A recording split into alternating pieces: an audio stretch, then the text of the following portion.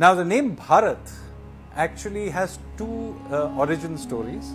There is an older origin story which is a Vedic origin story, and a later one which is a Puranic one. But the link between the names Bharat and India actually go back to the Vedic story, the original Bronze Age story. So let me tell you that story. Back in the early Bronze Age, the Vedic age, we are told in the Rig Veda that there was a tribe called the Bharatas, or also called the Trutsus, who lived in roughly what is now Haryana.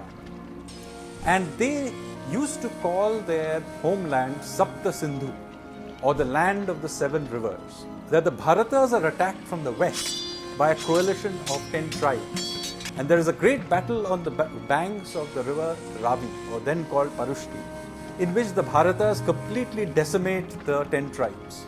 Then what happens is that they turn eastward and they defeat another chieftain called Bheda on the banks of the Yamuna. So what happens is that the Bharatas start out from this original homeland called the Sapta Sindhu in Haryana, and they spread out and create India's first empire. And their chieftain, whose name is Sudas, then conducts the first Ashwamedha Yagya and becomes a Chakravartin, whose symbol is the wheel. So we have the Mauryan wheel in our flag, but the origin of the idea of it being the symbol of power actually goes back to King Sudas of the Bharata tribe. Note here that there is 2 words. One is Bharata and there is Sapta Sindhu. The Sapta Sindhu is the name of their homeland and Bharata is the name of the tribe. Now note here next what happens. What happens is that the Bharatas, they do something quite unique. You see, typically a tribe would just impose their gods on whoever were the defeated gods. Instead, the Bharatas call all the defeated tribes, and even the tribes that were surrounding them, they hadn't defeated them but were in contact with them, and they basically put together all the knowledge they had, which we now know as the compilation of the Vedas, the first 3 Vedas. And in the very last chant of the Rig Veda, there is something like a contract between all these tribes where they say that, look, we will give all the tribes and their gods a place around the sacrificial fire. And in some ways, this is the idea of pluralism that triggers Indian civilization. More and more gods have given place around the sacrificial fire, and more people begin to accept the identity of being Bharatiya.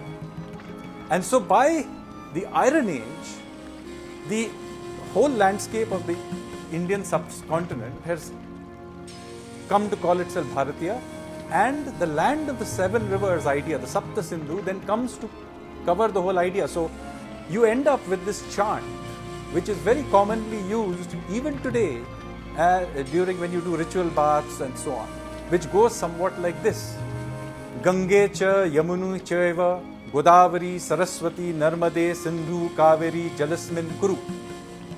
So what does it do? The 7 rivers, which were originally just the tributaries of the Sindhu, of the Saraswati, it didn't include, by the way, the Sindhu river. The Sapta Sindhu includes only the tributaries of the Saraswati originally. They came to take over all these rivers across India, which went all the way down to Kaveri. So now all of India becomes Sapta Sindhu.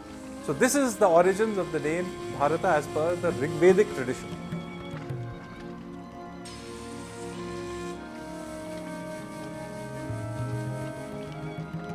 There is another tradition of where the Puranic tradition and the Jain tradition, which by the way are very close to each other, that there was a king Rishabh, who was a great king, and he's the same king who is supposed to be the founder, incidentally, of the Jain tradition. He had a son, by the way, called Nabhi, who was a great warrior, and he is said to have conquered the Jambu Dvipa, or the subcontinent. His son, Bharat, would then go on to become another great conqueror, and so the name Bharat Varsha is by and large from this tradition. By the way, the Puranic tradition on Bharat Varsha and the Jain tradition agree on this, that by the time these Puranic stories are being written, South India is more than comfortably part of the wider Indic civilizational idea. The oldest known Tamil text is the Tolpakya, and in there read that when the people say, the Tamils enunciate that they are the people who live between the Venkata hills in the north and the Kumari in the south.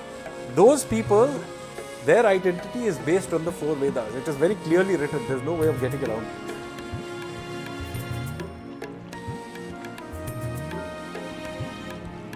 In the Avesta, which is the Persian text, what happens is there is a phonetic shift and the sound of Sa becomes Ha. So Saraswati becomes Harahpati. Sapta Sindhu becomes Hapta Hindu. The first known use of the word Hindu comes in the context of Hapta Hindu, i.e. Sapta Sindhu, which is the name which the Western Persians called India. You go from Sapta Sindhu to Hapta Hindu, and then that becomes India.